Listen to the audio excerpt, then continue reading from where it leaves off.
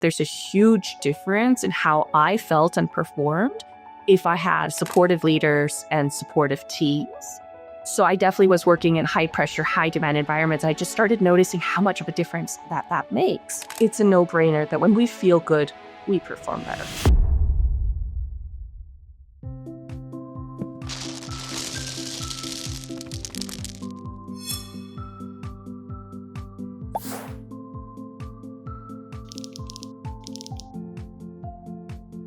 Have you worked in a high-pressure job like consulting or financial services and wondered, is it even possible to thrive here, not just survive? Julie Rust-Bodenmann asked the same question and then built a global solution to address it. As the former Global Head of Wellbeing for UBS and Credit Suisse, Julie shaped the first global well-being strategy in the midst of a massive transformation and post-acquisition integration that touched 120,000 employees. In this episode, Julie and I unpack what it takes to move wellness from a nice-to-have benefit to a non-negotiable business strategy. From building a global champion network to designing data-driven dashboards, from securing C-suite buy-in to sparking vulnerable conversations around mental health, Julie shares the real behind-the-scenes playbooks that she leveraged to make Flourishing a competitive edge for Credit Suisse.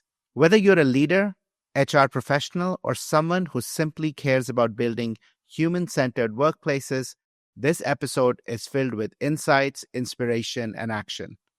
Let's dive in how you can make Flourishing your competitive edge with the one and only Julie Rust-Bodenmann. Julie, I'm so excited for this conversation with you. Welcome to the Happiness Squad podcast. Thank you very much, Ashish, for having me. I'm excited and very happy to be here. So, Julie, you've been at the forefront of embedding well-being into one of the largest financial institutions. You were at Credit Suisse and UBS. But let's start with why. What drew you personally to the work of workplace well-being from your time at McKinsey and, when we had a chance to work together?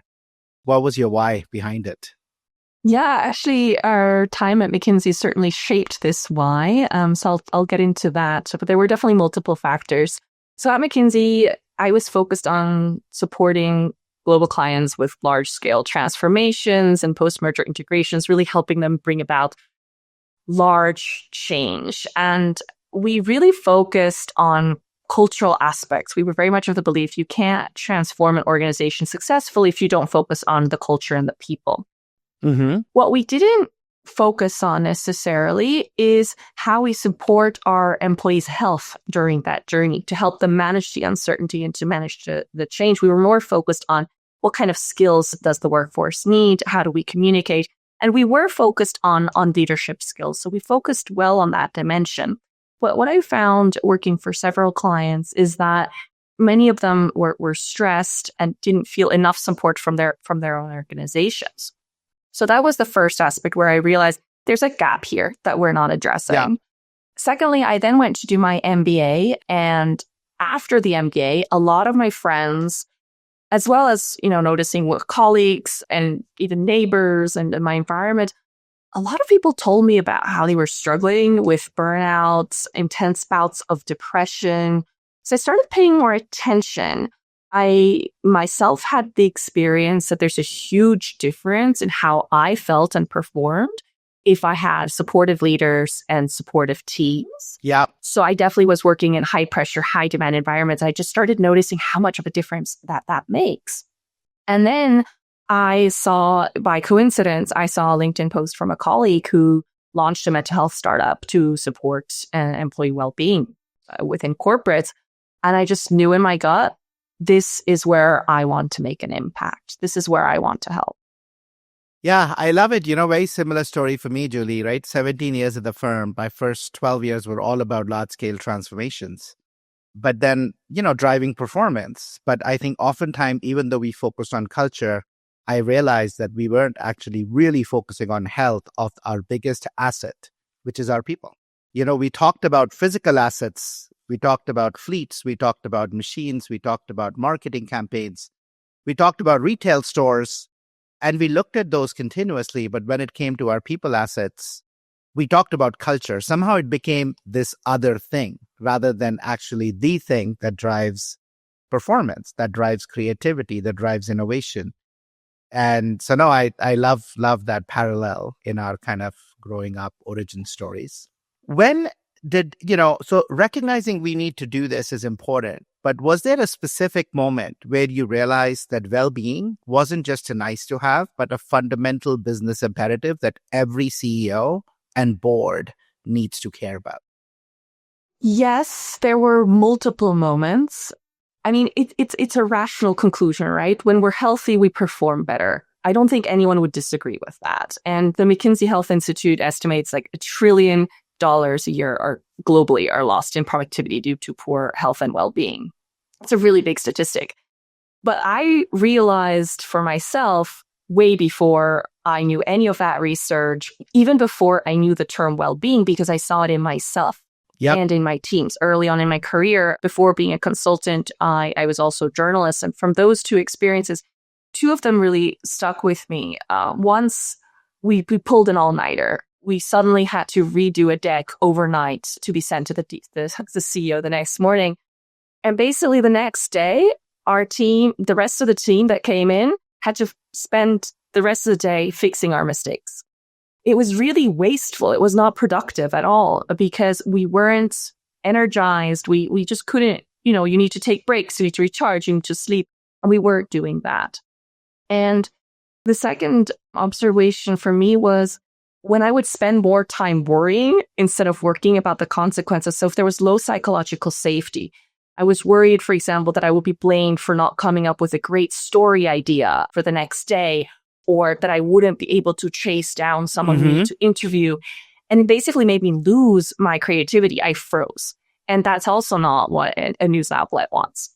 So those are just two examples from early on in my career. And there's definitely a lot more where I noticed it with myself. And I think when we reflect on ourselves and when CEOs reflect on what drives their own performance, it's a no-brainer that when we feel good, we perform better. Yeah, I love that, right? I think what you're talking about is, I think for you, both those moments came from, what I love this phrase that Tal Ben-Shahar sometimes uses, me search, right? Rather than research, there's lots of research out there. We have all the data that shows, how well-being and employee satisfaction drive shareholder returns, like 2 to 3.5% alpha that can be generated. We have all the data from Oxford now that shows 20% more profitability, productivity, creativity, lower attrition. But all of that is kind of heady stuff, right? It's in your head. But I love it. And that was the same for me. Like any of the people who are listening, right? Just tune into yourself, right? Think about when you're at your best and you'll get to the same conclusion that we are at our best, not when we are stressed, anxious, hungry, not sleepy enough, haven't worked out. But when we are able to really focus on our well-being, when we are happier, when we are well-fed, we have slept well, really, what you start to see even individually, that you can be at your best and your output is much higher. And then reflect on the environment, right? Go back to the highest quality team that you've been part of where you were flying. And what you will notice is many of the elements that Julie mentioned were part of it. You were energized by the work. You felt psychologically safe. You were focused on the work rather than how people would perceive you. You worked in ways that allows you to be at your cognitive best.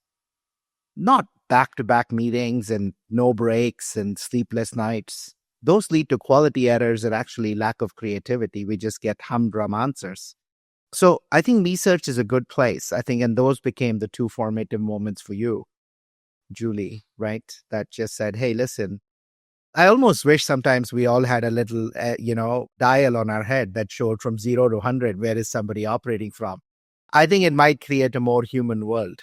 I don't know what you think, Yes, absolutely. As long as we get a say in those. For example, I use an Aura ring, and I find it very interesting to get kind of a readiness score and a stress score and all those things. And I think it's really good information. But at the end of the day, I often feel it doesn't reflect how I truly feel. So it'd be really interesting to discuss how we could make that work. Yeah, because we can't just trust the external kind of the biometrics definitions. We really have to feel and self-reflect.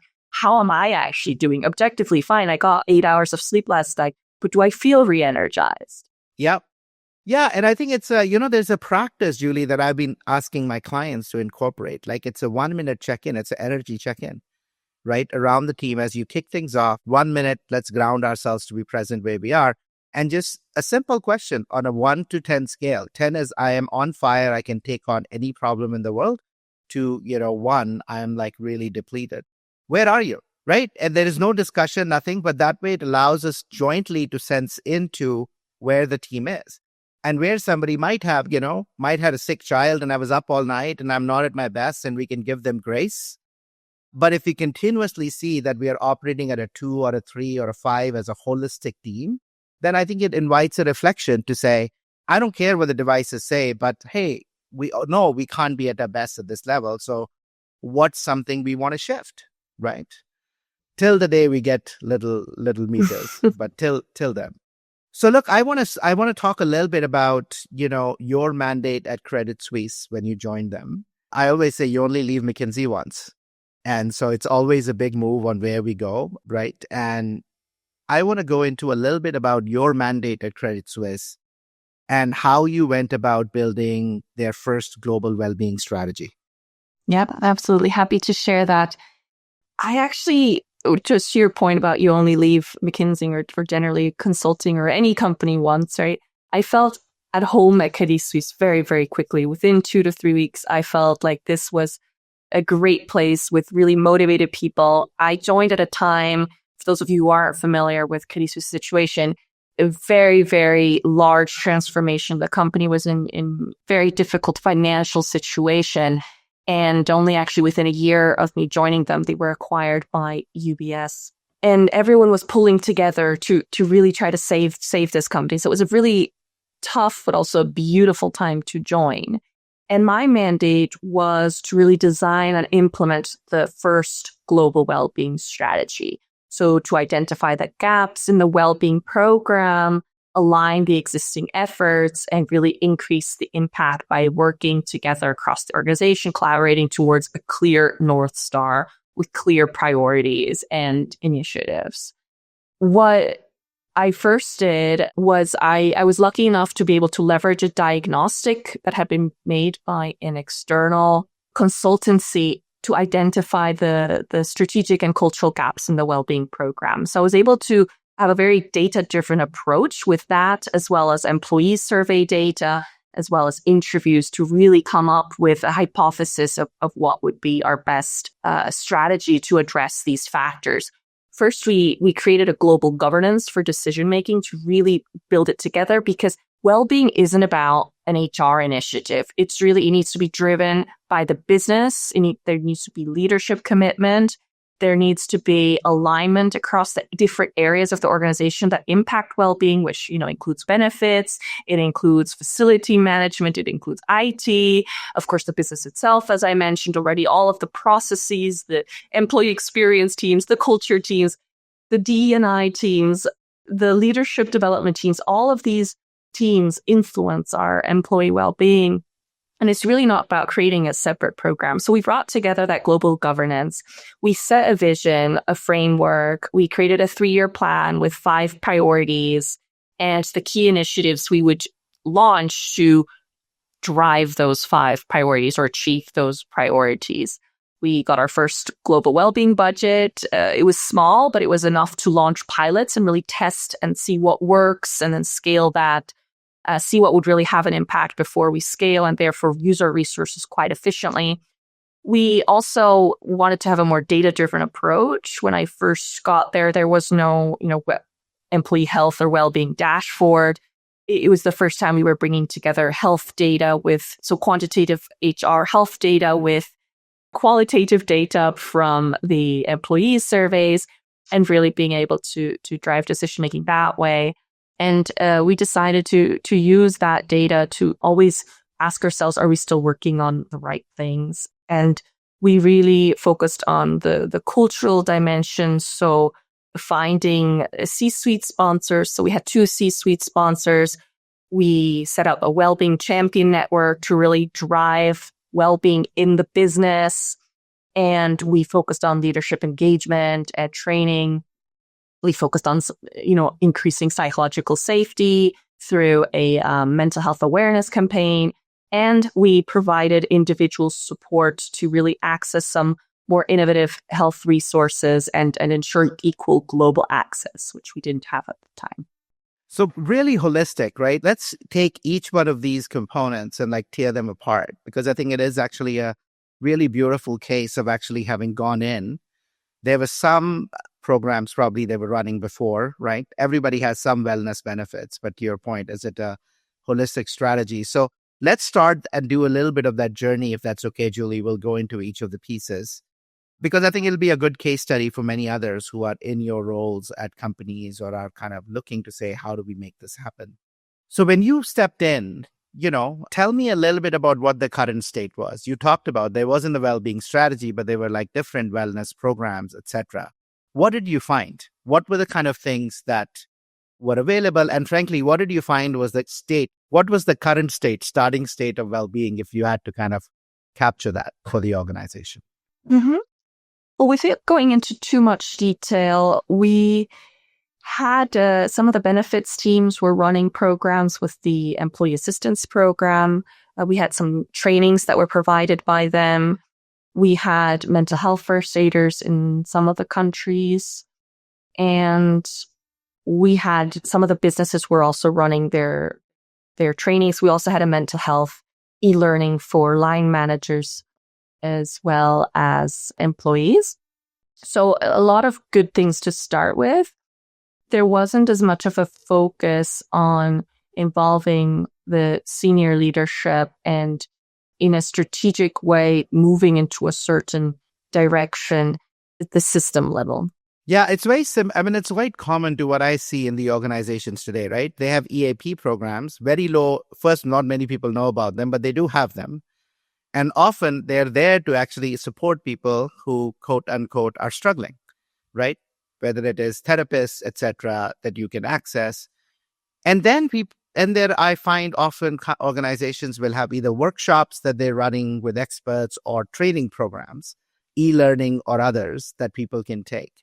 But again, the focus on both of these is on the individual. We are going to give you the resources because we want you to be able to take care of yourself, right? That's kind of, I often find is very common. So I don't think it's, I don't think you walked into something that was, oh my God, how could that be? That is the norm in 70-80% of the organizations I find. So that's the first issue, which is a lot of focus on individual when so much of our individual well-being is actually affected by organizational factors, right? Almost 70%. But then the second issue that I find, and I think you walked into the same space, which is the focus is on supporting, those who are struggling or kind of training, rather than really thinking about our human assets are one of the most valuable assets that we can have. In fact, most of the work, Credit Suisse is a financial services company. McKinsey was a consulting company. We don't have any other assets other than our people. And I think really thinking about the well-being of our people as kind of a core part of the business strategy, where we pull all these pieces together and it's led by the business, can make all the difference. And I think that's where you tried to get to with the well-being strategy that you put together. So I want to think about what role did communication and storytelling and data play in that? How did you convince all the senior stakeholders to really pursue well-being as a strategy rather than wellness as a benefit? Yeah. So coming from a consulting background, my first question was, where's my data? And how do I make a business case?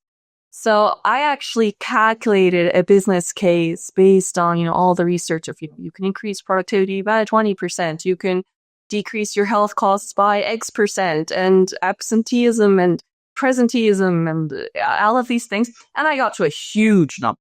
Right? Yes. It was huge. And I showed it to my boss and I said, there's no way you can present this. We're not going to do this, right? Because I didn't believe they would be ready to see such a number and then they would kind of question, my credibility. Because I just started and I was like, hey, there's this opportunity that I didn't feel like they were ready for that. So I didn't start with the business case like that, but I did start with like the general business case of, you can increase productivity, all of those factors that I just mentioned without showing the big number for Credit Suisse. We really focused more on this aspect of, we're going through a really intense time, very big transformation. And during these times, people need additional support. So we were going more with that storyline. And that was actually, to be honest, quite sufficient because I felt like our leadership just kind of got it to a certain extent, or many of them got it. Many of them were supportive. We had also a lot of new members of the C-suite who I felt like were really good role models, actually. So we were lucky from that sense. It was also quite easy to get the C-suite sponsors. And the storytelling was really about, okay, so here's this opportunity. Here's what we propose to do about it. And we have a plan. So will you let us just go with it? And I think we just got that commitment to just go with it, to pilot things. So we didn't get the full, shebang budget, but we got enough to show, hey, this is working. There's demand for this. There's impact for this. So that was the way to do it, to start small and show that it works.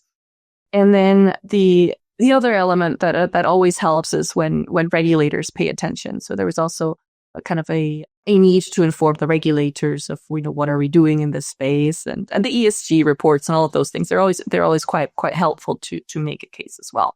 And then in terms of storytelling, otherwise, we did a lot of global communication campaigns that really got people to open up about well-being. And we involved the C-suite in that. So we had a mental health panel, for example, where our head of HR participated. We had very senior managing directors share their mental health stories. And it was really from C-suite to frontline and all across the business to show what it can lead to if you open up. And it was amazing, the reactions that we got from other employees who said, for the first time, we're discussing it in our teams. This is amazing, this openness. And that was really, really beautiful to experience. And people who would say, for the first time, I realized that I'm actually sick and I need to get support. And hey, by the way, we have this great program where I can get support from the company. So it was really a great way to raise that awareness and also raise or increase that psychological safety to talk about mental health and other well-being challenges. We didn't focus only on mental health. We also talk about physical health. And then at UBS, there's a really big focus on cancer as well, working with cancer. Yeah. So it's so interesting, right? As you thought about, there's a strong business case, as you said. You calculated the number. I won't have you say it here, but I'll just, look, friends, as business leaders, the total cost of work well-being, World Economic Forum, so Julie didn't say it, our work at World Economic Forum highlights this, right, from the work that McKinsey did. $12 trillion in global economic value that's lost globally from poor work well-being. Majority of it is from presenteeism or productivity. The rest is attrition, absenteeism, and ability to attract. That's 10% of GDP. So what does it mean for a company? If you wanted to do rough math, 10% of your top line is the total impact, is what it is costing you. If you want to make it a little specific, you can look at Alex Edmond's work. 2 to 3.5% higher shareholder returns that you're leaving on the table year over year, right? Over 10 years, it's a 30 to 40% alpha that you can generate for your shareholders if you pursue this as a strategy. That is the impact of work well-being. With all the work well-being companies drive higher returns than all the other companies. You can look at the data from Oxford that really looked at a portfolio of the top 100 companies. I am with you, Julie, when the lack of awareness around this huge issue is so big that when you present it, many people they're like, yeah, I don't buy it. They don't buy it because they don't think about it as a strategy. They think about it as kind of a Band-Aid. And yes, none of those numbers are achievable with Band-Aid solutions, but they will be achievable if we think about this as a strategy. So you have to meet clients where you are, right? And so if you started with nobody's going to buy this, I'm one person who's just stepped in. They're going to be like, what is Julie smoking? So let's start with at least the base level that people agree with, right? But I also love your point around role modeling and normalizing the conversations around mental health. It is amazing. A lot of people, I had this conversation with Jen Fisher, who was the chief wellbeing officer for Deloitte. And she said, it's so funny. Even me, I felt a lot comfortable when I got cancer to tell people I had cancer and that I needed time off. But we just don't feel comfortable saying I'm burnt out or I'm close to burnt out. First, we don't even realize it. And then to be able to say, hey, I need some time off or I'm really struggling. I think being able to normalize that conversation. And by the way, we are in a new normal. In the US, 1 in 5 adults is struggling with some level, will experience some level of mental illness, not even mental struggles, mental illness in a year. Which means if you have 10 people or if you have an 8-person team, at least one of them, mental illness story is real for them. Somebody is struggling, somebody they know is struggling, right? Or has done something, right? They have substance abuse or there's even potentially a suicide or an attempted suicide or anxiety or depression. And yet today we don't talk about it. We had Michael Landsberg on our podcast about 6 months ago. And Michael is one of the most, he was on the on the equivalent of ESPN for Canada for 20 years. And when he came out and he said, I've struggled with depression my whole life, and made a call to people to say, if you don't fight for your happiness, who will? And the first step is by starting out and saying, I am struggling. And I think I love that those are the kind of forums that you started ending up creating, where people felt okay saying, hey, I'm struggling, because if you're aware, then you can start to take action. Yes, I think it was a really great start. And at the same time, to be honest, it is still risky, right? Because first I was told, you're not going to find volunteers. And I did. Actually, I got a massive volunteers who were very motivated to help others by sharing their story. It was really, really beautiful. And they absolutely had the impact that they wanted to have. But I think as long as we live in a society or in companies where it's not the standard, there's always a risk involved with that, because you never know how people are going to react. So you are making yourself vulnerable. And that's why it's so important when our leaders are doing it as well, because they're basically signaling this is okay. It's okay to share your vulnerabilities, and you will not be penalized. Your career will not be penalized because you have the strength to open up and address it. Because if you address it, you can get better. Yeah. If you don't address it, you tend to get worse. We hope you're enjoying this episode and would love your help in spreading awareness and furthering our mission to help 1 billion people rewire for happiness. Please consider leaving us a review and sharing this podcast with others in your personal and professional life who you feel could benefit from some of these very insights. It's a really simple way to extend and spread positivity. Also, check out Rewire, our proprietary offering to move you from knowing to doing, on the Happiness Squad website, www.happiness-squad.com. Rewire uses the science of habit formation and the power of community to help you build happier habits in 5 minutes or less daily. Now, back to the episode. Yeah, role modeling is so important, right, in this. And I think being able to enroll that layer and be willing for them to share it makes all the difference in the world.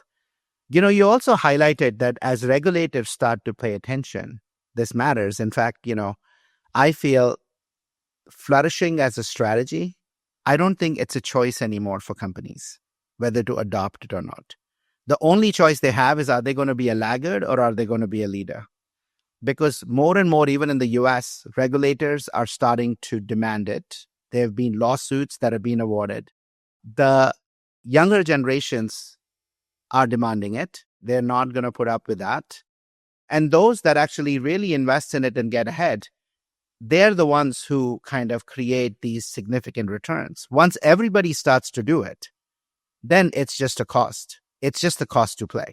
And so I think there is a real important need to be a first mover in here. Otherwise, it's just going to be a cost like so many others, right?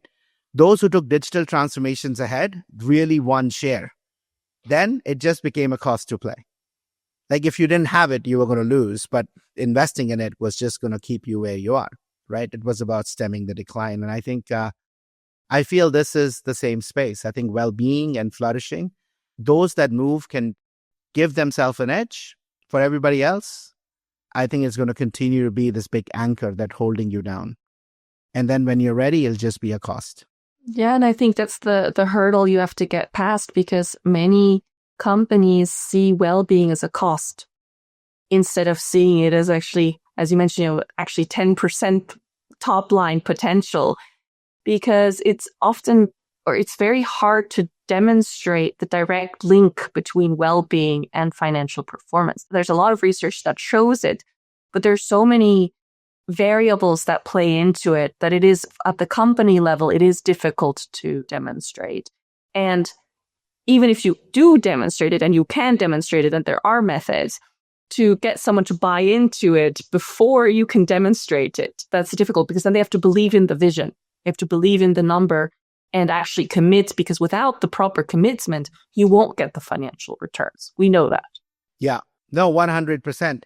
And I think that's where I think attrition and absenteeism might be a good place to start, because those are quantifiable numbers. You know what's your attrition at a place. And, maybe if you're able to address that, that's a big one. And then at least, Julie, for what we are trying to do at Happiness Squad, our people asset model, our human potential losses index is what we've created that literally quantifies people losses on the presenteeism side in particular, but also, has absenteeism attrition in there.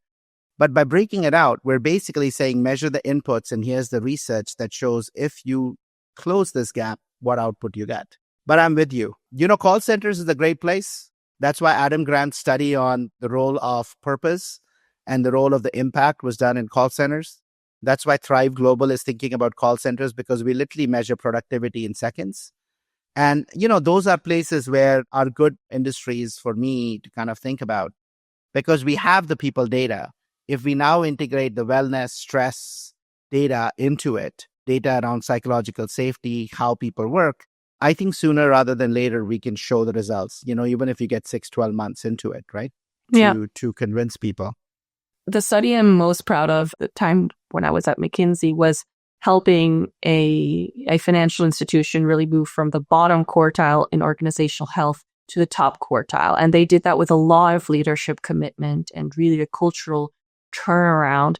And the company was so successful. They had a huge financial aspiration. And really, I didn't believe it at first. Wow, in just 1 year, this is what's possible.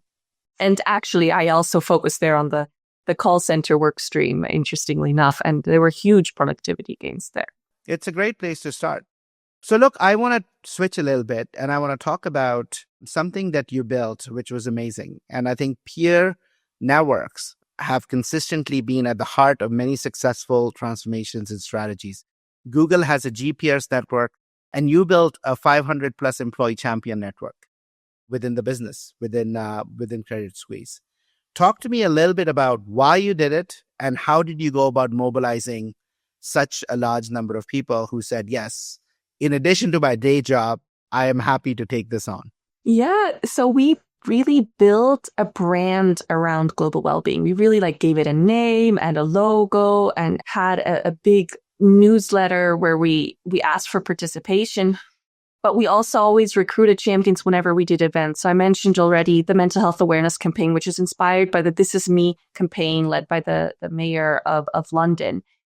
And when people saw others sharing, they wanted to get involved. So we used those opportunities. We really focused first on finding the senior leaders who were already very passionate about this space or vocal about the space and had to participate in these things and join the Wellbeing Champion Network. Because when you have very senior leaders there, other senior leaders think this is also a space for me. If you have no senior leaders, then senior leaders tend to think, oh, this is something for all the junior staff.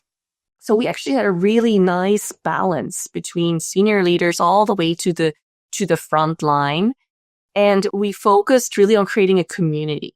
This was really a very passionate, beautiful community. And I actually miss it very much. We had monthly meetings, both time zones. So people could actually join twice a month if they really wanted to. And they were in the kind of EMEA time zone. And we really had them share about what's happening on the ground. What are the needs of the teams? What are the challenges? How can we support? We had them discuss, how some of their personal challenges that they were going through. We had them share best practices in terms of initiatives that they've done with their teams that really worked.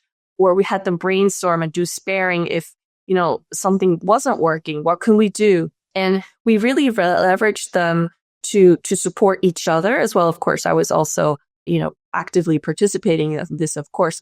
But we also had then a chat, that we were going for where people were sharing inspirations for the day. So it was very, very lively and people were very engaged. They started joining into the initiatives. We were a very, very small team and these wellbeing champions would volunteer to support initiatives and really bring them into the teams.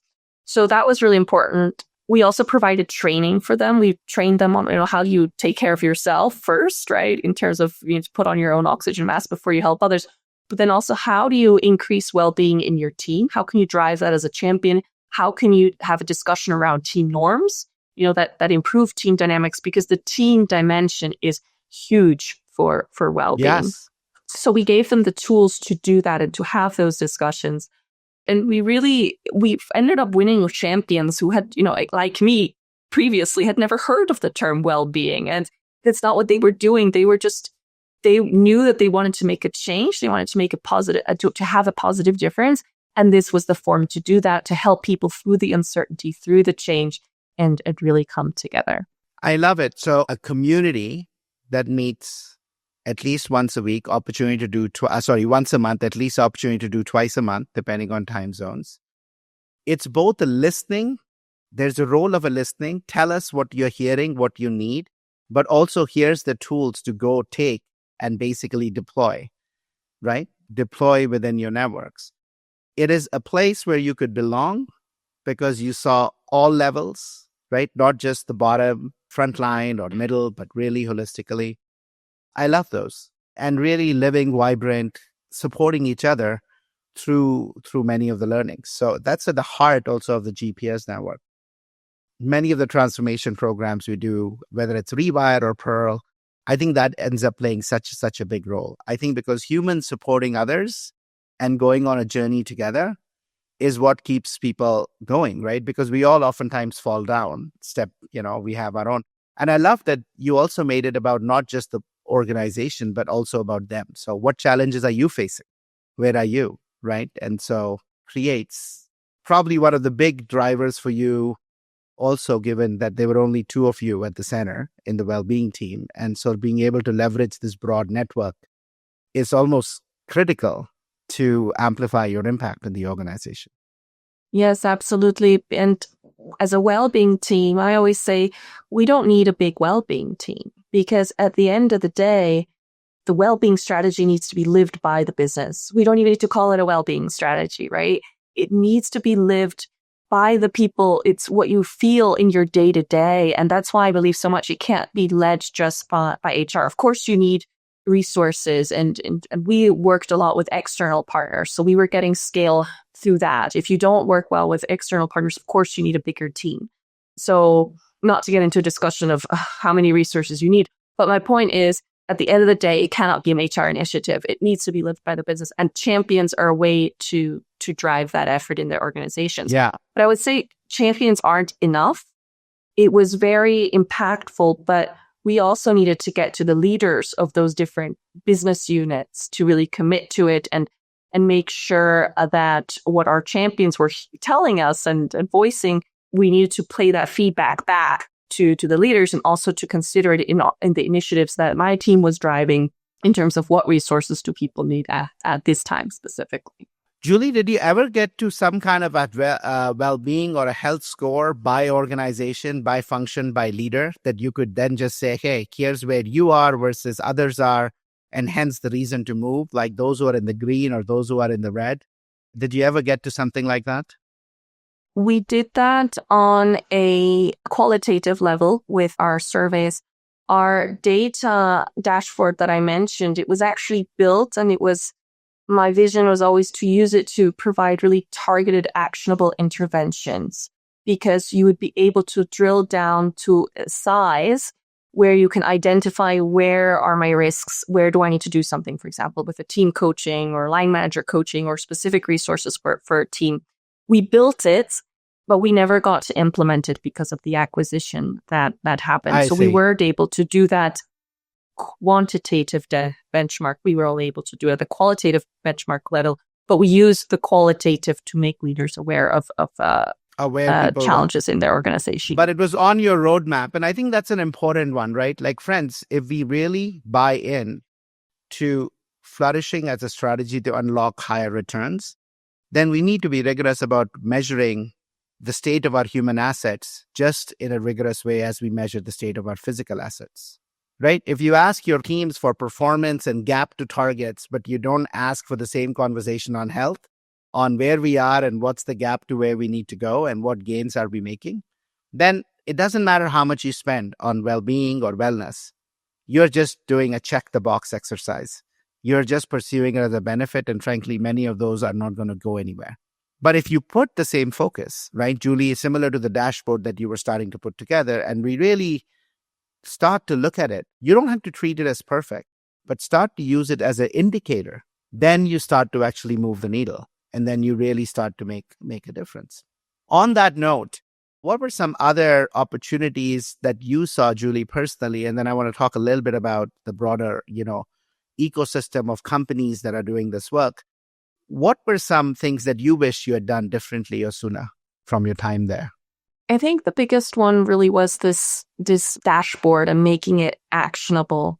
I saw a lot of potential in that. And when we stopped the effort when we were acquired, and I do wonder if maybe we could have used it for just a few months, and even those few months could have made a difference for some teams. So that's one thing.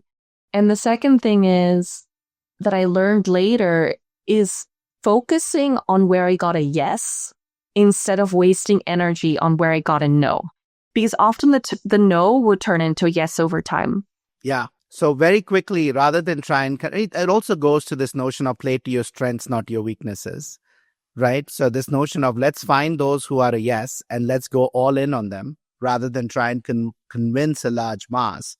Because once people who say yes, who are all in, start to see outsized results, everybody else will start to notice of, hey, there is something different going on. I want that too. But otherwise, yeah, it is super, super hard to get people who are not interested, who are closed, who are kind of so focused on another way, for whatever reason, right? Like, I have lots of compassion for those.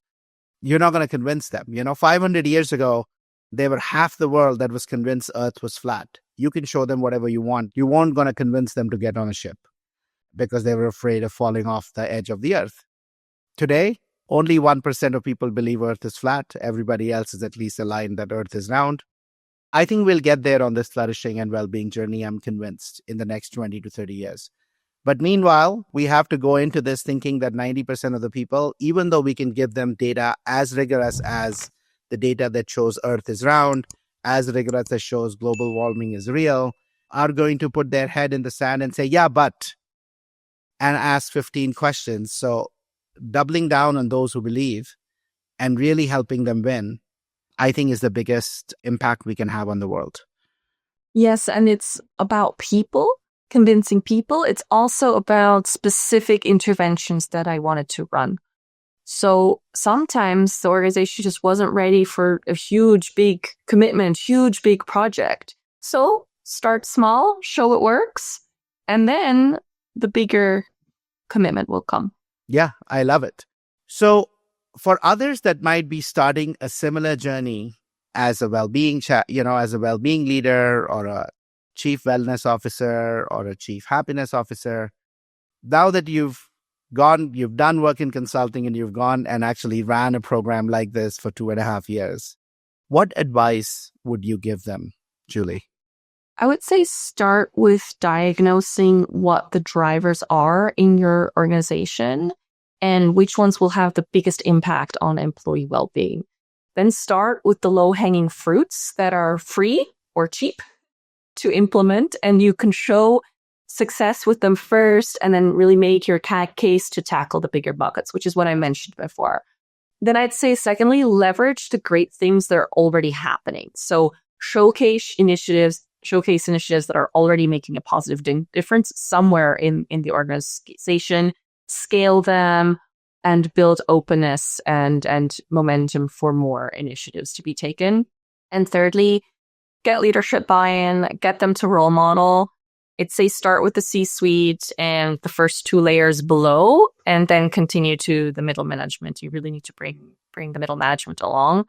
And if you're finding resistance, start with the business leaders who are already role models, who already get it, and leverage them as champions to bring the rest on board. Yeah, I love that. So start with the data to choose something that'll work for that organization, give them a win.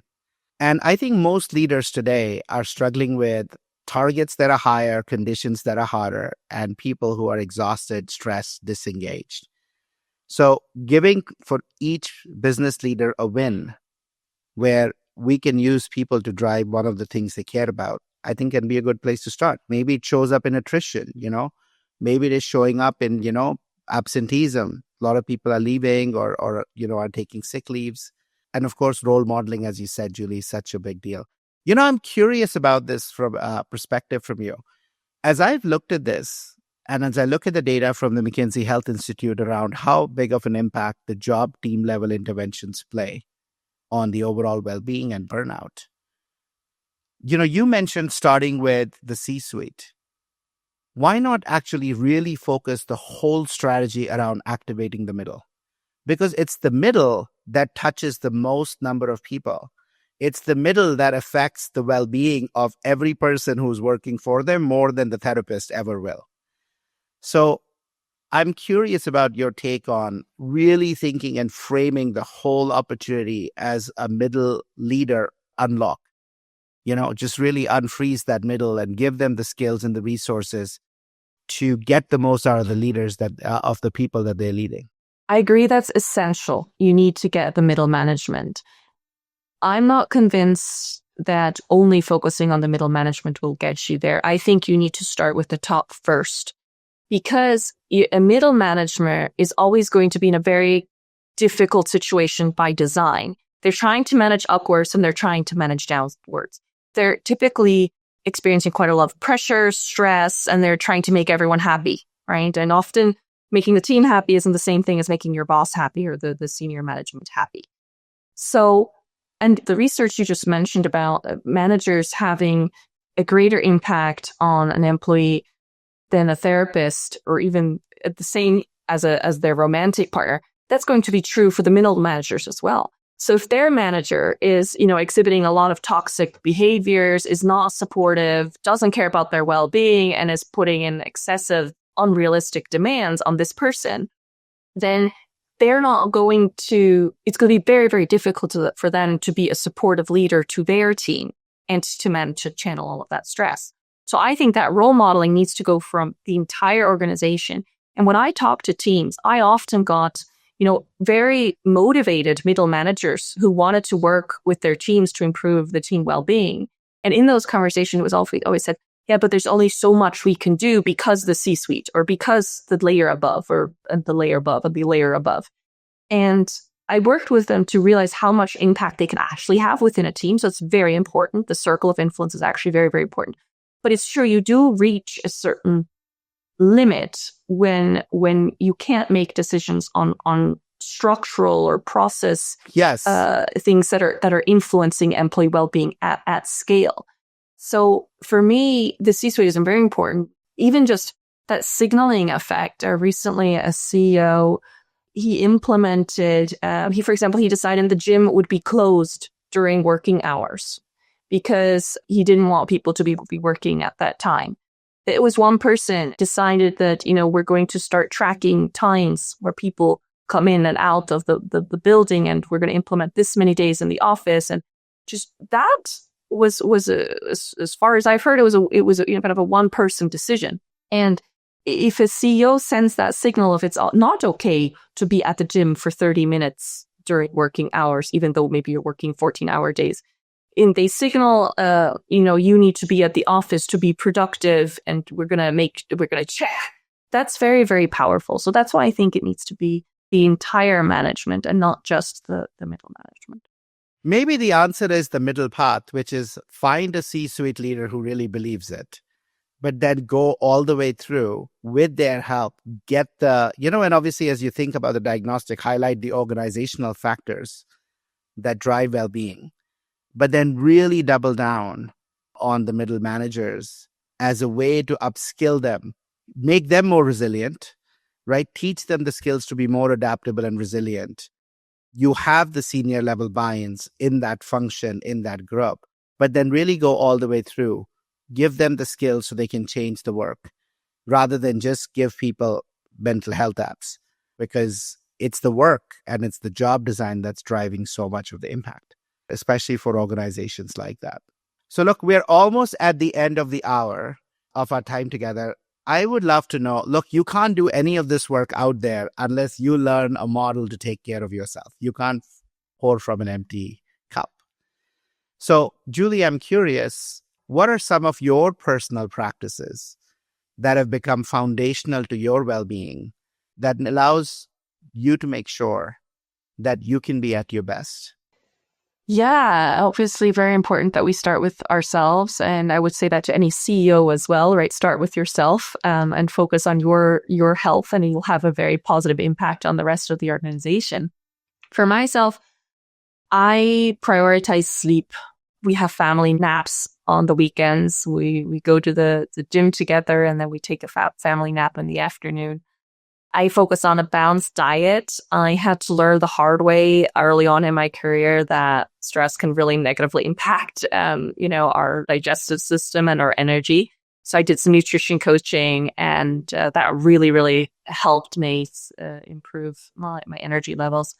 I take daily walks or runs kind of in the woods or in nature by the lake. I love Zumba. It gives me so much positive energy. I love just laughing and goofing around with my family, like chasing each other around the apartment. And then those are kind of like the fundamentals. And then I do some maintenance. So I'm a firm believer in coaching. So I am also a coach. So I'm a bit biased there. But I became a coach because it really helps to address some of the unhealthy ingrained mindsets and just continue that personal development journey. And when I have something worrying me, that's the third category, I focus on journaling, or I get help with it as well to really process when something is on my mind, and it just kind of won't let go. Yeah, a very nice set of physical, mental, spiritual practices, right, that have become a core foundation for you. Amazing. Well, listen, thank you for spending this time with us. I've loved sharing your story from the trenches of taking a big company, building a strategy, and really activating it, right? Friends, it is possible. It is possible. You get the impacts. And so hopefully this story inspires you to start your well-being journey, but a journey that is really pursuing well-being as a strategy, that is not an HR initiative, that is not a benefit, but fundamentally a strategy to get your people, your teams, your organizations operating at their best and truly making Flourishing a competitive edge for you. Thank you for listening, and we look forward to having you again on the next episode. Thank you very much. Appreciate it. Thank you, Julie. That wraps up another episode of the Happiness Squad podcast. We hope you found the insights actionable to enhance your journey towards happiness and fill your life with more joy, health, love, and meaning. Please consider leaving us a review and share the podcast with anyone in your professional or personal life who you feel will benefit from some of these very insights. It's a really simple way to extend support and spread positivity. Take care, and remember, happiness is a choice that's available to you moment to moment in the here and now. Take care, and see you next week.